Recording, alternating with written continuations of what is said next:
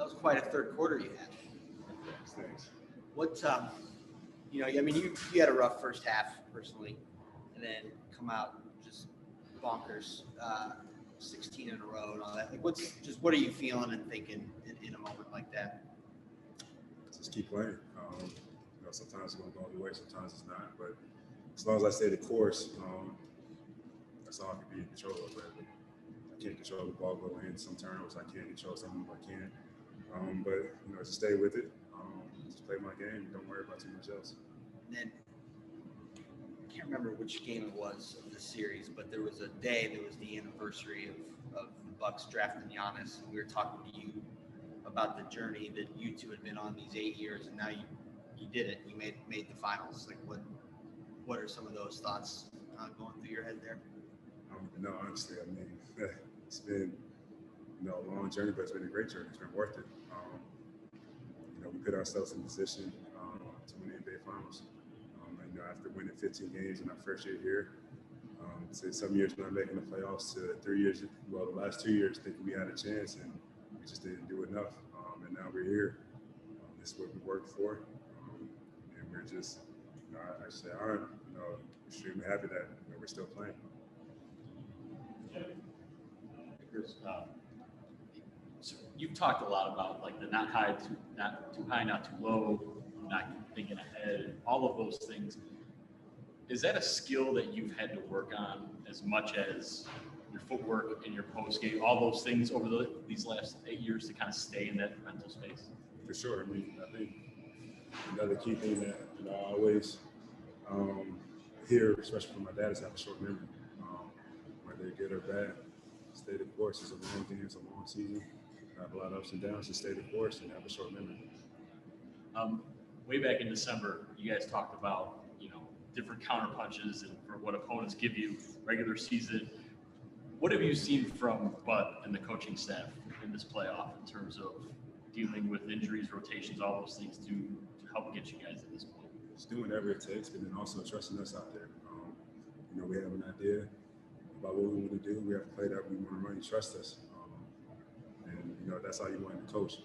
Especially the players that are out there, they see it a little bit different. They feel a little bit different. When we come with suggestions, he listens to us. You trust us with it. Thank you.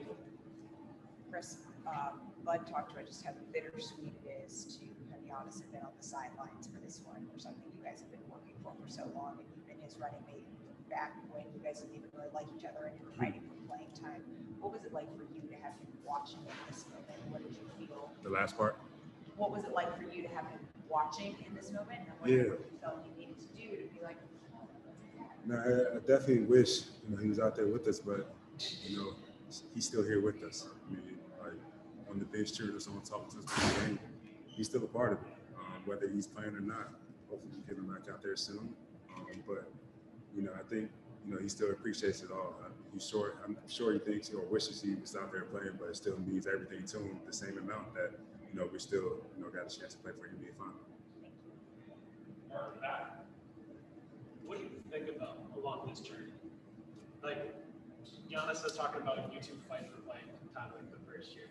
I think of you playing 46 minutes with a swollen throat with JK around. Like, what comes to you as you're thinking like, man, we've really been through some stuff? It's all worth it, for sure. Every kid wants to win the NBA championship. Every kid wants to play in the NBA Finals. Of course, it's not going to be easy. You're going to fail a lot. But when you stay with it, it makes it all worth it for sure. For you guys to lose the last two postseasons, what do you think that did to make you guys better this year? Motivation, but I think that's for everybody that loses. I'm sure Atlanta had a hell of a year, hell of a postseason run.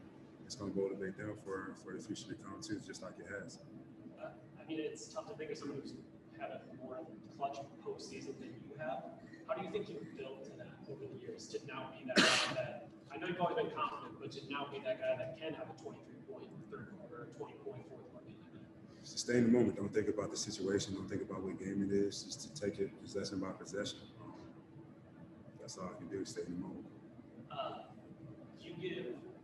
You're working through the crowd. You give Giannis a big hug. You give Bud a hug. That's kind of the triangle. Like, you guys were at the breakfast to start this all. Like, what is it like to have Bud Giannis by your side too? It's cool. For one, it's hard to get everything into words to the journey that we've been on, the ups and downs, the struggles and whatnot. But like I said, to still be competing to be the last 2 teams standing, it's a great feeling. Eric, what were you on, sir? Mark Schwartz. Chris, congratulations on another great game. Drew said something about you just now that I thought was really interesting. And in the midst of complimenting you about all the things you did, scoring 16 straight points and 23 and a quarter, he said, Chris doesn't care. How would you explain that part of it, allowing you to put those kind of shots up under that kind of pressure in this kind of game? Just want to win. That's all it is. I don't care how many points I have. Stats go out the window. I had a great third quarter. I told Drew I was struggling. I just want to win, bro. You got to get the ball and make something happen. Because right now I just don't have it. If you hit me, we'll be ready. But that's what it's all about. Everybody on this team is so selfish. We don't care about who has the ball, who scores, who does this and that. We just want to do whatever it takes to win, and that's all you want.